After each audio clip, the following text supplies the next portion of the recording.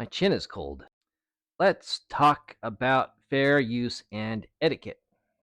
So, I'm RSK. I'm an indie author. I have two books.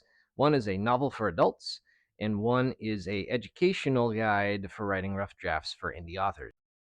Now, there is the blanket sort of copyrights, standard US copyright, which we all adhere to and abide by.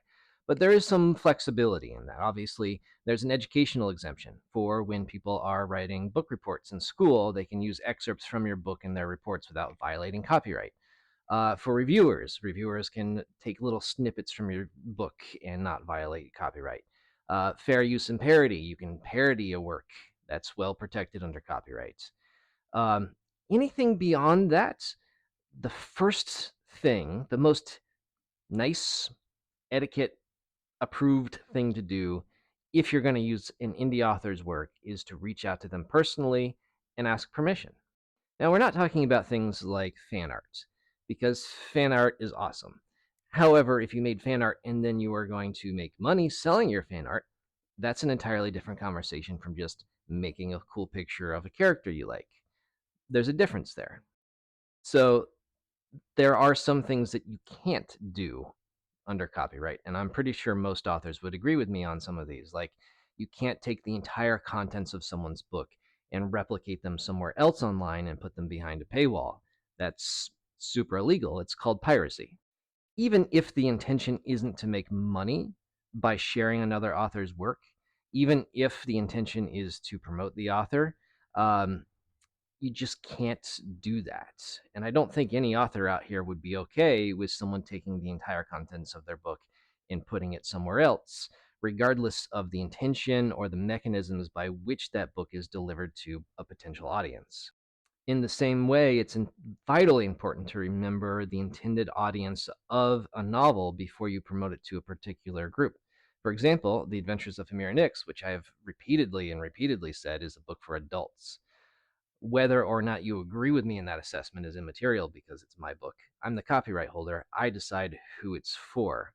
So if you're trying to help me reach a wider audience, and in doing so, you reach a broad audience that includes children or includes parents looking to buy books for children, then you can't do that. I will not give you permission to do that, and I will ask you to stop immediately. Now, The Rough Drafter is an educational manual. It's nonfiction. It's designed for educational purposes. It's not written for middle schoolers, and it's certainly not written for high schoolers either.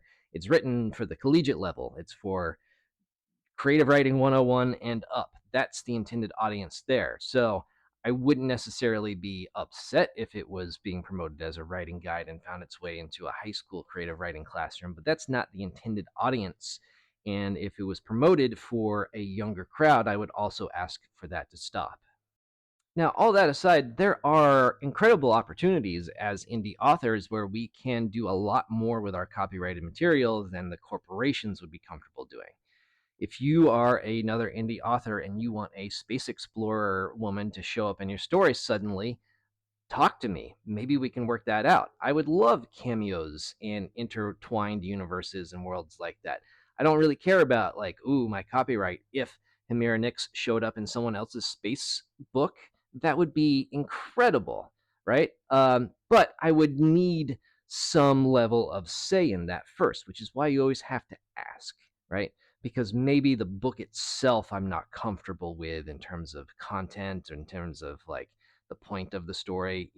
I have a lot of strong feelings about what I want my characters to be associated with, and by extension, myself personally, this guy is associated with.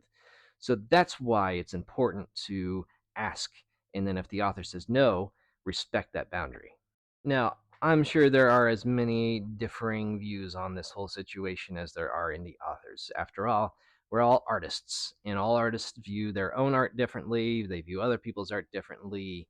They see the world differently than this very sort of clear black and white business legality of who owns what and what's permissible or not. So there's no way to make all this stuff really clean and easy to understand because everybody's got their own views on what's appropriate or not. And that's why reaching out and asking the author directly before you use it is so important, because even if you think it's a huge long shot and then they'll never agree to it, they might. And by extension, if you think this is a slam dunk and of course they're going to agree to it, they might not. That's the important part. So I encourage people to, obviously read my books, recommend my books, try to promote my books. Obviously, I'm just a single dad trying to make a living with some books he wrote, and doing manuscript evaluations and God knows what else at this point. So yeah, I always appreciate support, extra marketing help, boosting, and things like that. But just absolutely, you have to make sure that I'm okay with it and that I'm comfortable with it. And I gave you my permission first before using my materials and my books in your own work. Please. Because if my work gets used in ways that I'm not comfortable with, then I have to go down other paths that I don't want to have to go down. And it's the whole thing is just so avoidable by simply asking for permission first. So, what do you guys think? Is this reasonable? Do you guys approach these issues differently? Let me know.